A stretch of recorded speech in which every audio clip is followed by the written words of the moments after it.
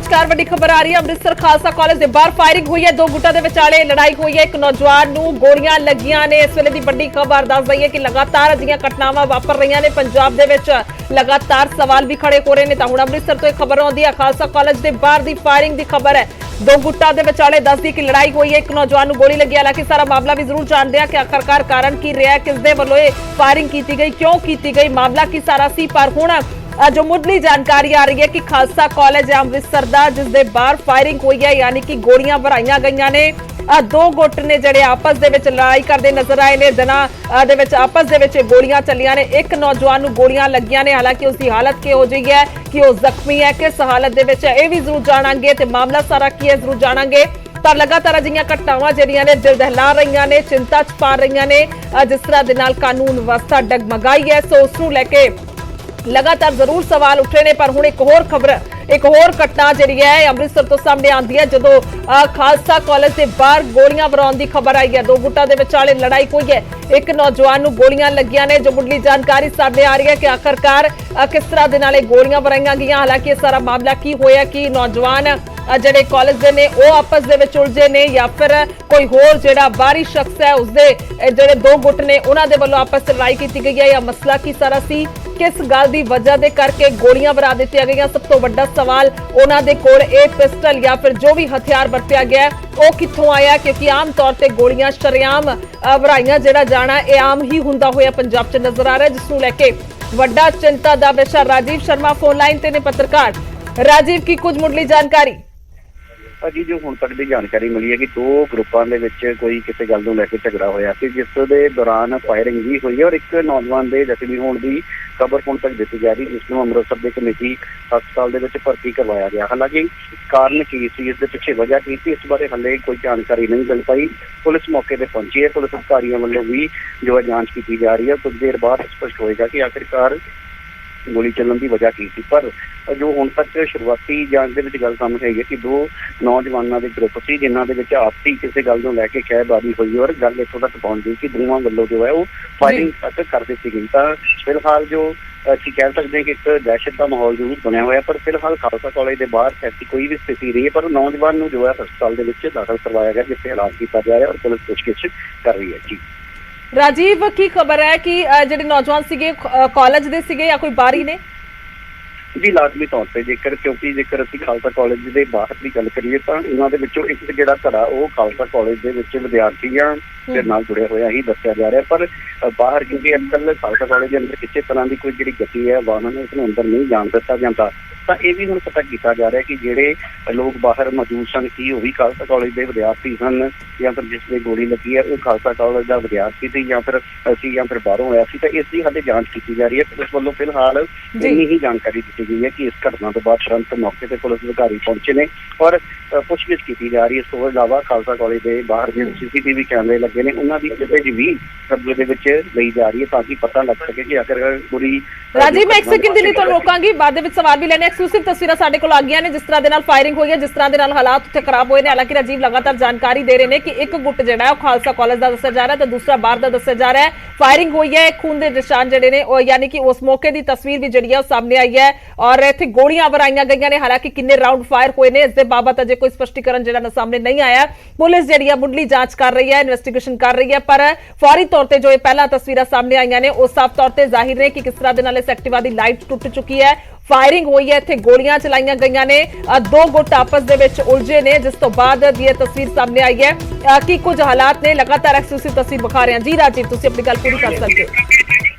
जी हाँ, बिल्कुल। हुण तक जो हॉस्पिटल तो जो डॉक्टर ने उन्होंने नाल गलबात की गई तो उन्होंने कहना कि जो नौजवान हॉस्पिटल के आया उसकी हालत काफ़ी नाजुक है। तो फिलहाल इलाज किया जा रहा है, पर जिस तरीके के उसको गोलियां लगियां ने तो कहा जा रहा है कि काफ़ी उसकी हालत गंभीर है। और पुलिस के अधिकारी भी मौके पर पहुंचे हुए हैं। उस नौजवान के नाल जो होर साथी से उन्होंने कोलों भी पुछगिछ की जा रही है और कुछ देर बाद जो है पुलिस अधिकारियों वालों उस नौजवान की जी शिनाख्त है उसकी भी पुष्टि की जाएगी कि आखिरकार वो कितों का रहने वाला है और जोड़े लोग उत्थे पहुंचे सी वो कितों के रहने वाले ने और इस पिछे वजह की है। सब तो जरूरी चीज़ है कि कारण की है। दूसरी कि अमृतसर के 6 जून को लैके सुरक्षा के भी बड़े सख्त प्रबंध ने और अजिहे लुट्टां खोहां दी वारदातां या गोली चलन दी जिहड़ियां वारदातां ने वो रुकण का नाम नहीं लै रही।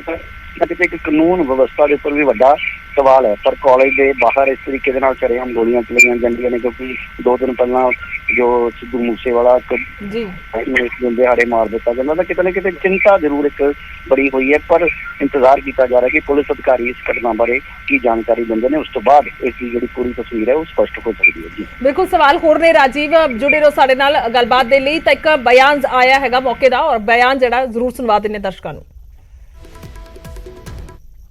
ਕੁਛ ਵੀ ਨਹੀਂ ਪਤਾ, ਸਿਰਫ ਤਾਂ ਗੱਡੀਆਂ ਲੱਗੀਆਂ ਸੀ ਕਿ ਆਵਾਜ਼ ਆਈ ਗੋਲੀਆਂ ਦੀ, ਬਸ ਗੋਲੀਆਂ ਦੀ ਆਵਾਜ਼ ਆਈ, ਅਸੀਂ ਆਪ ਘਬਰਾ ਗਏ। ਉਹ ਮੁੰਡੇ ਇੱਧਰ ਭੱਜ ਗਏ, ਦੂਸਰੇ ਉੱਧਰ ਭੱਜ ਗਏ। ਕਿੰਨੀਆਂ ਗੋਲੀਆਂ ਚੱਲੀਆਂ ਨੇ? ਜਾਂ 3 ਜਾਂ 4। ਤੇ ਵੱਜੀ ਆ ਕਿਸੇ ਨੂੰ ਗੋਲੀ ਜੀ? ਗੋਲੀ ਵੱਜੀ ਆ, ਦੇਖੋ ਤੁਹਾਨੂੰ ਖੂਨ ਦੇ ਨਿਸ਼ਾਨ ਵਿਖਾ ਰਹੇ ਵੱਜੀ ਹੈ, ਸਾਰੇ ਖੂਨ ਨਿਕਲਿਆ। ਹੁਣ ਸਹੀ ਜੀ ਇੱਥੇ? ਹਾਂਜੀ, ਐਸਐਚਓ ਸਾਹਿਬ ਆਏ, ਕਰ ਰਹੇ ਜਾਂਚ ਕਰ ਰਹੇ ਆਪਣੀ। ਤੇ ਉਹਨੂੰ ਲੈ ਕੇ ਹਸਪੀਟਲ ਲੈ ਕੇ ਜੀ? ਹਾਂਜੀ, ਉਹ ਲੈ ਗਏ ਉਹਨੂੰ। ਪਤਾ ਉਹਦਾ ਨਾਮ ਕੀ ਸੀ? ਕੁਛ ਵੀ ਨਹੀਂ, ਆਪਣਾ ਜਾਨ ਬਚਾਈ, ਇਹਦੇ ਇੱਧਰ ਵੀ ਗੋਲੀ ਆ ਸਕਦੀ ਸਾਡੇ ਵੱਲ ਵੀ। ਸੋ ਬਿਲਕੁਲ ਮੌਕੇ ਤੇ ਜਿਹੜੇ ਲੋਕ ਉਹਨਾਂ ਦੇ ਨਾਲ ਜਿਹੜੀ ਗੱਲਬਾਤ ਕੀਤੀ ਗਈ ਤਾਂ ਉਹਨਾਂ ਨੇ ਕਿਹਾ ਕਿ ਗੋਲੀ ਵੱਜੀ ਵੀ ਹੈ। ਰਾਜੀਵ ਸ਼ਰਮਾ ਲਗਾਤਾਰ ਨੇ ਸਾਡੇ ਨਾਲ। ਰਾਜੀਵ, ਸਵਾਲ ਵੱਡੇ ਨੇ, ਹਾਲਾਂਕਿ ਜੇਕਰ ਬਾਰਡਰ ਏਰੀਆ ਦੀ ਗੱਲ ਕੀਤੀ ਜਾਵੇ ਤਾਂ ਅੰਮ੍ਰਿਤਸਰ ਹੈ ਬਾਰਡਰ ਏਰੀਆ, ਪਰ ਬਾਕੀ ਹੋਰ ਥਾਵਾਂ ਤੇ ਵੀ ਅਜਿਹੀਆਂ ਤਸਵੀਰਾਂ ਸਾਹਮਣੇ ਆਉਂਦੀਆਂ ਨੇ ਜਦੋਂ ਹਥਿਆਰ ਸ਼ਰੇਆਮ ਵਰਾਏ ਜਾਂਦੇ ਨੇ। ਕੀ ਲੱਗਦਾ ਹੈ ਵੈਪਨ ਜਿਹੜੇ ਨੇ ਇਹਨਾਂ ਕੋਲ ਲਾਇਸੈਂਸੀ ਹੋਣਗੇ ਜਾਂ ਫਿਰ ਕਿੱਥੋਂ ਇਹ ਜਿਹੜੇ ਵੈਪਨ ਨੇ ਆਏ ਨੇ ਜਿਸ ਤੋਂ ਗੋਲੀ ਵਰਾਈ ਗਈ ਹੈ? ਜੀ ਬਿਲਕੁਲ, ਇੱਥੇ ਮੈਂ ਇਹ ਦੱਸਣਾ ਚਾਹੁੰਦਾ ਕਿ ਖਾਲਸਾ ਕਾਲਜ ਦੇ ਵਿੱਚ ਮੈਂ ਯਾਨੀ ਸੜਕ ਤੋਂ ਇੱਕ ਪੁਰਾਣੀ ਵਿਚਾਰ ਦੀ ਦੁਕਾਨ ਹੈ ਜੀ।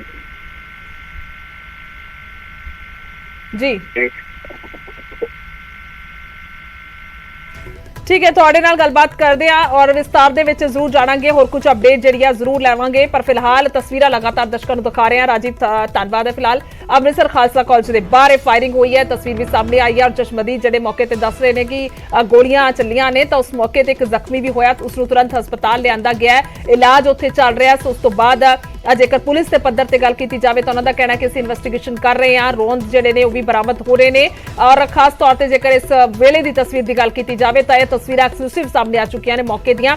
ਅੰਮ੍ਰਿਤਸਰ ਖਾਲਸਾ ਕਾਲਜ ਦਾ ਇੱਕ ਗੁੱਟ ਦੱਸਿਆ ਜਾ ਰਿਹਾ, ਦੂਸਰਾ ਗੁੱਟ ਜਿਹੜਾ ਉਹ ਬਾਹਰ ਦਾ ਦੱਸਿਆ ਜਾ ਰਿਹਾ। 2 ਗੁੱਟਾਂ ਦੇ ਵਿੱਚ ਆਪਸੀ ਖਹਿਬਾਜ਼ੀ ਹੋਈ ਹੈ ਜਾਂ ਫਿਰ ਪਹਿਲਾਂ ਤੋਂ ਹੀ ਸ਼ਾਇਦ ਵਿਵਾਦ ਹੋਏਗਾ, ਕਿਉਂਕਿ ਅਮੂਮਨ ਤੌਰ ਤੇ ਜਿਹੜਾ ਅਜਿਹੇ ਵਿਵਾਦ ਆਉਂਦੇ ਨੇ ਤਾਂ ਉਹਨਾਂ ਦੀ ਪਹਿਲਾਂ ਤੋਂ ਹੀ ਕੋਈ ਰੰਜਿਸ਼ ਹੁੰਦੀ ਹੈ, ਉਸ ਰੰਜਿਸ਼ ਦੇ ਚੱਲਦੇ ਉਹਨਾਂ ਦੇ ਵੱਲੋਂ ਇਸ ਤਰ੍ਹਾਂ ਦੇ ਨਾਲ ਕੀਤਾ ਜਾਂਦਾ ਹੈ।